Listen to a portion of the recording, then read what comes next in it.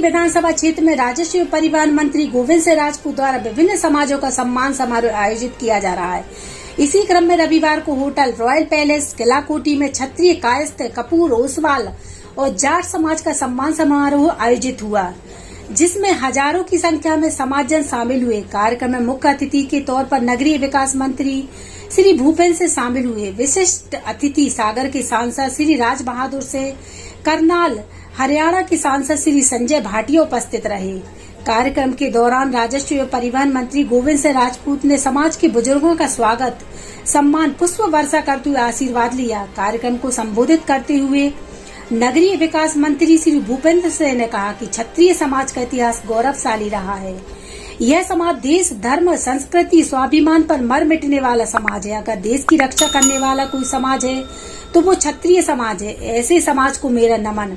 आज मैं जहाँ भी हूँ आप सभी के आशीर्वाद से हूँ। उन्होंने कहा कि महाराणा प्रताप हम सभी के गौरव है। वे चाहते तो अकबर से राजीनामा कर अपनी रियासत और राज भोग सकते थे, लेकिन उन्होंने अपने स्वाभिमान से समझौता नहीं किया। जबकि क्षत्रिय राजा मानसिंह ने अपना स्वाभिमान बेचकर मुगलों से समझौता किया और अपमानजनक जीवन जिया। मंत्री सिंह ने बताया कि सागर में 1 करोड़ की लागत से महाराणा प्रताप की प्रतिमा स्थापित की जाएगी, जिसका टेंडर हो चुका है और राशि भी आ चुकी है। जल्द ही प्रतिमा का लोकार्पण समाज जन की उपस्थिति में होगा। उन्होंने कहा कि प्रदेश के मुखिया श्री शिवराज सिंह चौहान ने निर्णय लिया है कि महाराणा प्रताप की जयंती पर अवकाश रखा जाएगा और रानी पद्मावती का भव्य स्मारक भोपाल के मनुआ भान टेकरी पर बनाया जाएगा। अगर कोई सरकार संस्कृति के पुनर्निर्माण का काम कर रही है तो वो है मध्य प्रदेश सरकार।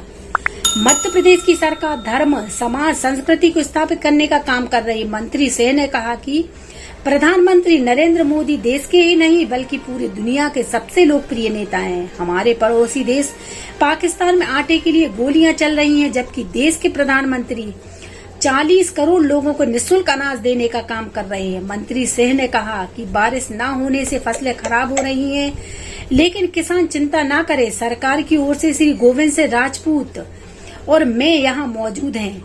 आपको पर्याप्त राहत दी जाएगी। सरकार ने 31 अगस्त तक के बिजली बिल को माफ कर दिया है। सम्मान समारोह में राजस्व परिवहन मंत्री गोविंद सिंह राजपूत ने कहा कि क्षत्रिय समाज का इतिहास रहा है कि उन्होंने राष्ट्र सम्मान, धर्म और संस्कृति की रक्षा के लिए अपने प्राणों का बलिदान दिया है। यह वो समाज है जो कभी भी अपने स्वाभिमान से समझौता नहीं करती। यह वही समाज है जिसने एक बार कोई संकल्प ले लिया तो उसे पूरा किया ही है।